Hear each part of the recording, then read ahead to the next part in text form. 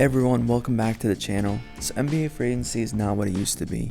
We no longer see teams saving their cap space for the offseason to sign big name free agents. Instead, everyone pretty much just signs extensions with the team they're currently with, and then if they want out, request to be traded. It's been a few years since a lot of big names hit the free agency market. That being said, I thought something really interesting happened last year with Kelly Oubre and his free agency.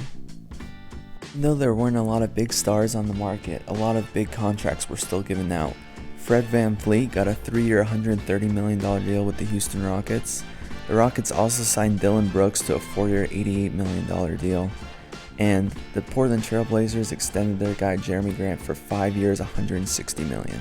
Nothing against these guys, but none of them are superstars. They all kind of fall into that quality starter, but not quite at that all-star level type player. I know Fred VanVleet has one all-star appearance, but you get my point.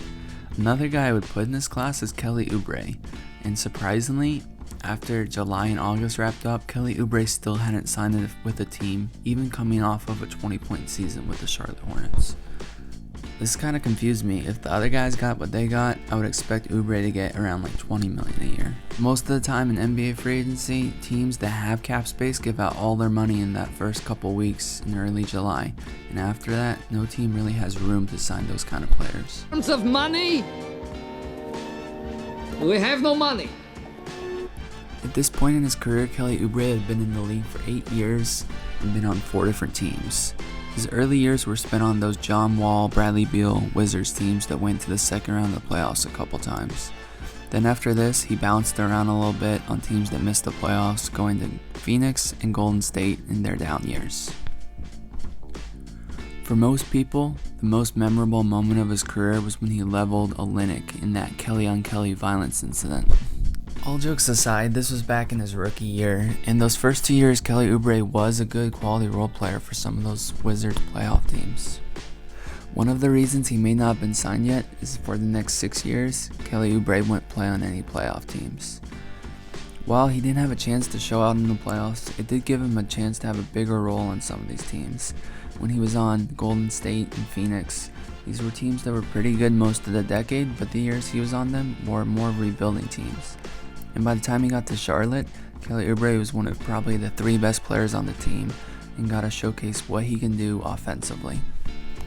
I'm not one of those people that watch League Pass every night, hence why this channel is called The Casual Sports Fan. Usually I just watch my Sixers and the big TNT ESPN games. When I did watch Oubre, I saw someone that could score in multiple ways. He was athletic enough and had enough of a dribble that he could drive and get to the hoop, and also a good finisher around the rim.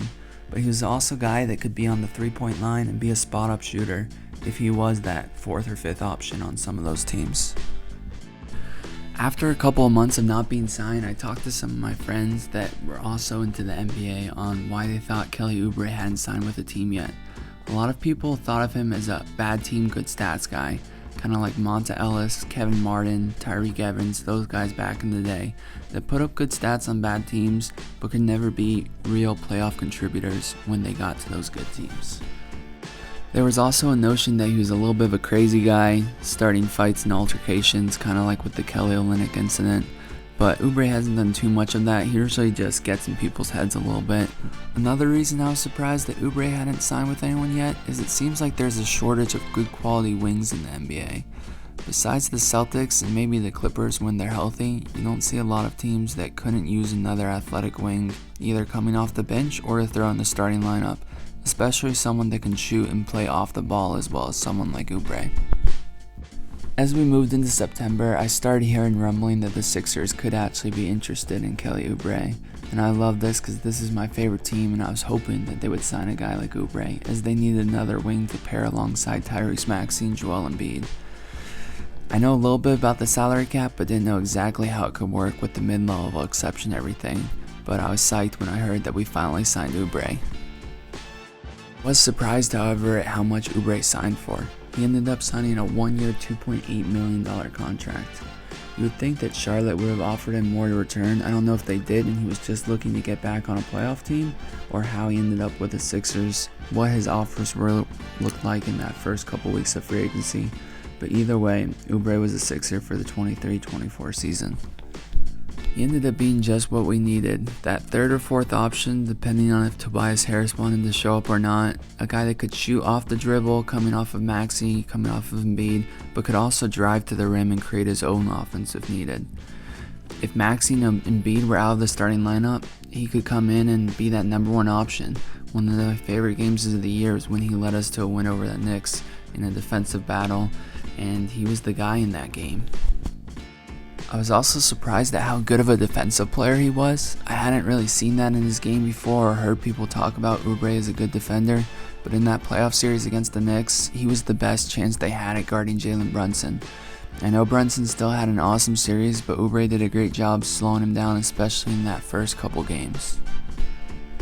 The Sixers season still ended in disappointment, losing in the first round, but I do wonder how much worse the season could have gone if they didn't make that signing of Oubre in the offseason.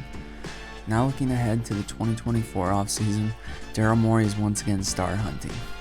I would definitely be excited if we were able to land someone like LeBron James or Paul George, but then when you start looking at the next level free agents like DeMar DeRozan, it doesn't really make sense to bring in a kind of guy like that to be your third option. The Sixers already having Embiid and Maxey, there's only so much basketball that can go around. Guys like James Harden and Luka Doncic would make terrible third or fourth options in my opinion. These guys that just stand around at the top of the key and don't do the quality things that role players do. The Sixers are one of the teams that actually have cap space this offseason, and if they don't land one of those big stars, I think using it on Oubre would be a wise move. Some of the other teams that could be interesting spots for him is the Orlando Magic, pairing him up with Franz and Paulo Banchero, just giving another offensive option that they desperately needed in this year's playoffs. OKC has a lot of cap space. I know they're going to have to give a lot of their young guys extensions coming up, so I don't know how much of that money they actually want to spend, but they could always do a shorter contract with more money per year than some other teams that would offer. I think the smart teams in the league have figured out that you need quality role players instead of just acquiring stars. Players like Derek White with Boston, Jaden McDaniels with the Timberwolves have gotten big contracts. Guys like Aaron Gordon, Michael Porter Jr. on the Nuggets. Of doing whatever it takes to get 3 stars and then signing a bunch of players to the minimum, I think is over now in the NBA. Unless you can find severely underrated players like the Sixers did with Oubre last year. I wouldn't call him a diamond in the rough because he's been in the league 9 years now, but it's crazy to see how Oubre made $2.8 million compared to guys like Tobias Harris, Fred VanVleet, Dylan Brooks getting all the money that they've got recently. Although I'm selfishly hoping Oubre comes back to the Sixers, I know he deserves to get as much as he can this offseason and get paid what he's actually worth. Thanks for watching, please leave a like, subscribe, and we'll see you back next time.